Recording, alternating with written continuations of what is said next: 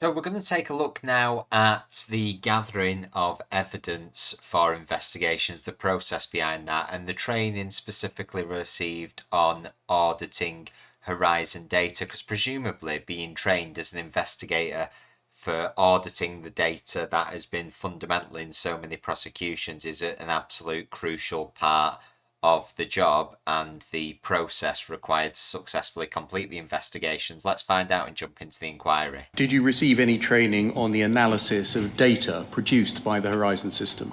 I believe I did. Do you mean ARQs? No. I deliberately asking an open question, and I didn't mean anything in specific terms yet. Right, okay. So if we're talking about analysis of the Horizon system, it's a computer. It's factually based.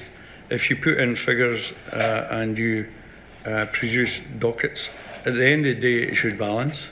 That is how it's supposed to work, obviously, but as we've already kind of established, all software has bugs, so as long as Horizon is working, that is the caveat that the data will be factual.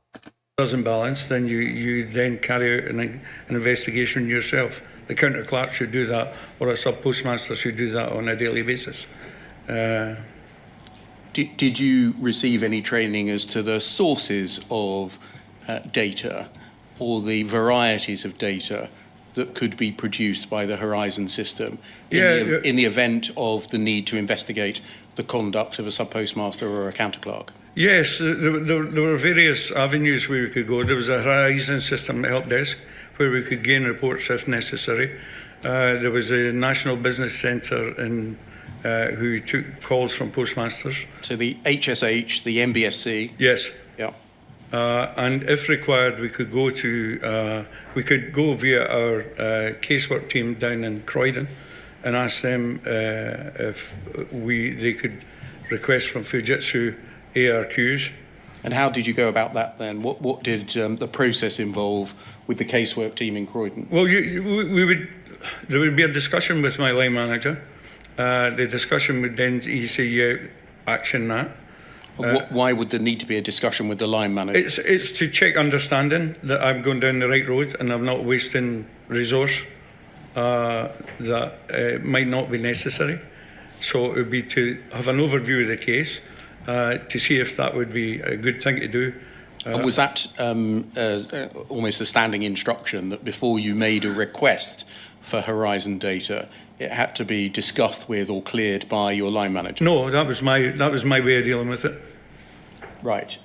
To be fair, he seems really knowledgeable of the process, certainly the investigatory side of things, even if it sounds a little less on the Horizon side, and it does seem that there is some kind of robust process, even if it's kind of ad hoc, that he's implemented himself with checking with other people prior to investigations. It wasn't something that was imposed on you, it was just your way of working? Yeah, it was my way of working, yeah.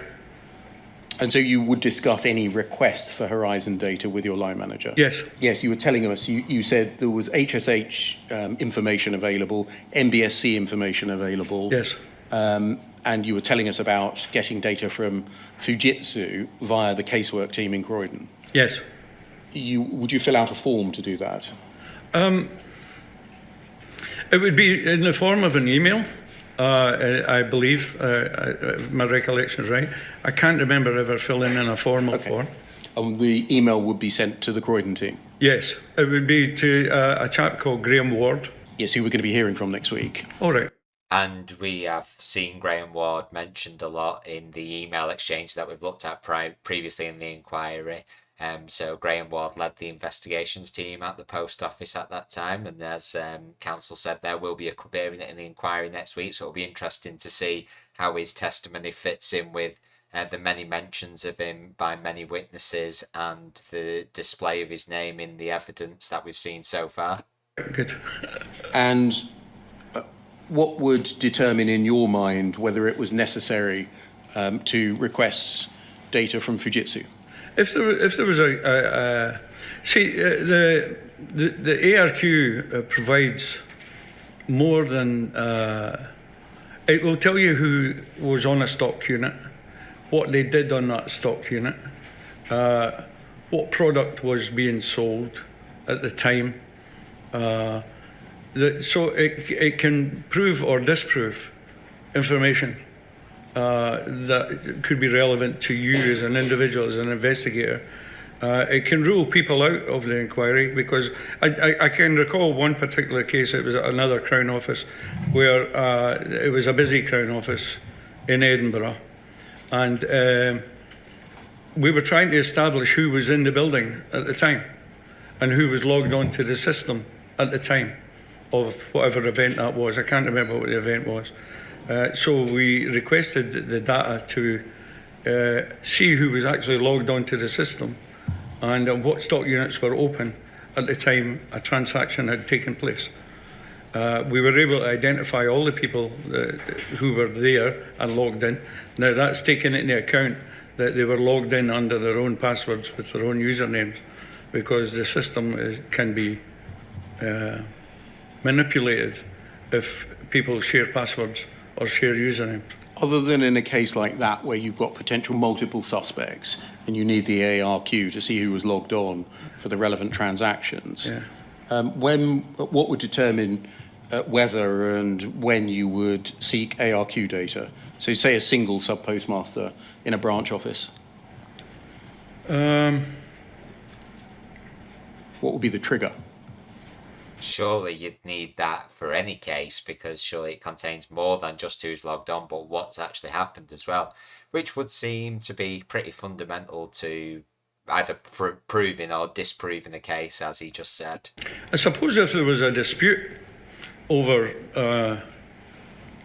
a transaction, or even if I just wanted clarity within myself to check up on what was being said was accurate. Said by who? Sorry? Said by who? Yes, you wanted to check up if what was being said was accurate. Yeah, said by who? If the person who was being interviewed for the potential criminal activity had mentioned something that required to be corroborated, as it were, as we use in Scotland. So there was, if that was needed to be done, then there would be every possibility where I would have requested ARQ data for that type of event. Did you ever regard the ARQ data as being a necessary element of your case in every case of proposed prosecution of a sub-postmaster, because it was the data necessary to prove the loss? No. Surely if you're alleging a loss and the ARQ data is the stuff which would prove that loss, surely it's vital in every investigation. What else was sufficient in your mind to prove the loss?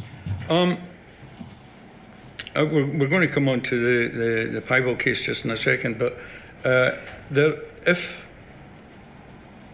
during the course of the inquiry there was a suspicion that something had, a fictitious transaction had gone through, that would have required a document to be sent to an agency.